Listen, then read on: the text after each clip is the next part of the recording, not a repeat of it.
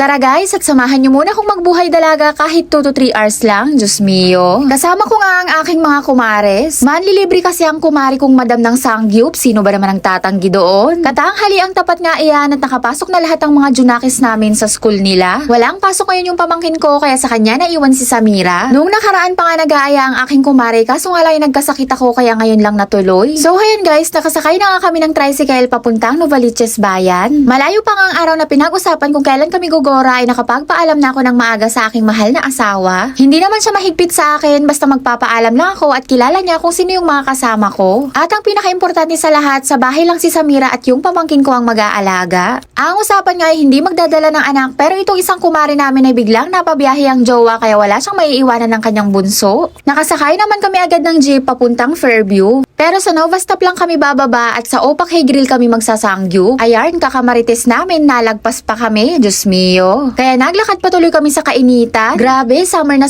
talaga. Ramdam na ramdam mo na yung init. Hindi pa nga kami nakakarating sa paroroonan namin ng mga nanlalagkit na kami sa pawis. So ayan, si Madam Danica pala yung kasama ko at Ilocana din yan, taga Cagayan. Basta Ilocana ko na dangarod na pintas. Maya-maya nga ay nandito na kami sa Opak Hay Grill. Sa mga taga Novaliches at Fairview, alam kong maraming familiar sa inyo dito. Ako, first time pa lang na makakakain dito. Akala ko nga ay sarado, may pahagdan pala sila, sa taas pala yung pwesto. So ayan, nahuhuli ako kasi for the video nga ang person. Pagakyat nga namin ay dumiretso agad ang bunker namin sa cashier. Napakaganda pala ng pwesto nila dito, napakaaliwalas at napakaluwag. Medyo madami-dami nga din yung kumakain at iilan nga lang din yung bakanting lamesa. Nagustuhan ko talaga yung design nila at yung paligid, napakaaliwalas. Ayan, meron nga din silang ready na frame na Opa Grill na background. Pwedeng mag-selfie-selfie para sa remembrance. Mukhang tapos na magbayad ang aming bunker. Sa may bandang dulo naman yung kuhaan ng mga pagkain. In fairness, napakaluwag dito at maalwan kang makakakilos. Dahil nakabayad ng aking kumare, binigyan na kami ng lamesa. Naaamoy ko pa nga lang yung mga pinagluluto nila. Diyos mio, nagugutom na ako. Nagready talaga ako para marami akong makain. Kagabi pa lang, hindi na ako kumain. Diyos mio. Maganda nga tong binigay sa amin na pwesto dahil habang kumakain kayo mapapasulyap ka sa highway. Charis. So ayan, bumubelo muna nga kami at nag-uusap-usap kung ano ang una namin nga atakihin. Charis.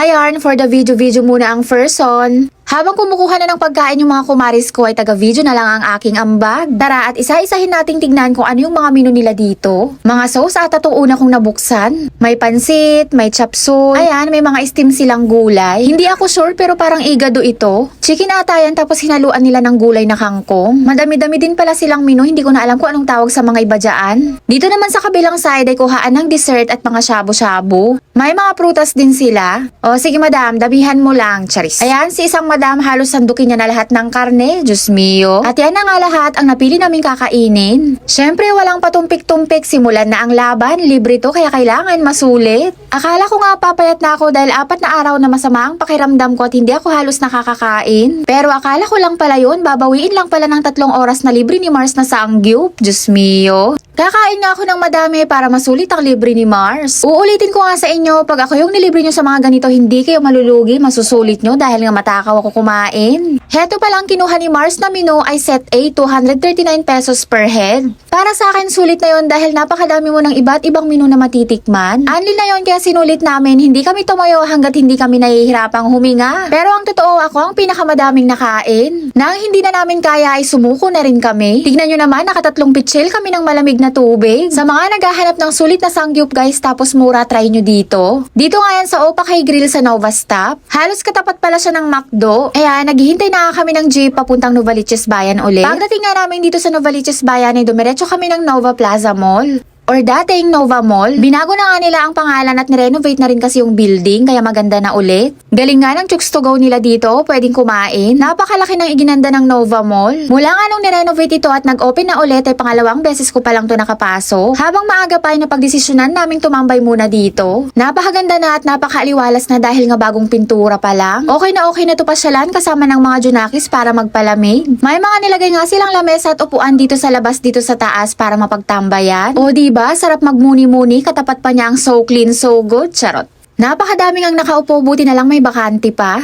Eto naman kumari kong madam, naghahanap na naman ng makakain at maiinom. Diyos mio, hindi pa nga kami natutunawan sa mga pinagkakain namin. Ayan o, katapat siya ng so clean, so good. Diyos mio. Habang nagpapalipas ng oras ay dito na muna kami tuwambay at mga nagmarites na lang kami. Sinulit nga namin dahil hindi na naman namin alam kung kailan masusundan ulit to. Diyos mio, feeling nga namin na walang tao sa paligid namin dahil ang lalakas ng mga tawa namin. In-enjoy na nga namin bawat oras ng mga kwentuhan namin dahil mamaya balik sa dati na naman. Nag-aabang na ulit ang mga anak, ang mga hugasin, ang mga gawaing bahay. Kahit mga mami na tayo ay lumabas pa din tayo kahit paminsan-minsan lang. Mas okay pa din yung may mga nakakausap ka minsan. Nagkwentuhan na nga lang kami about sa mga buhay-buhay namin. Syempre, hindi nawala sa topic kung kailan kami pinasok ng mga asawa namin sa So Clean, So Good. Charot. Puna yan ni Anten, gumantel. Yun lang muna guys for today's video. Agyamanak! Bye-bye!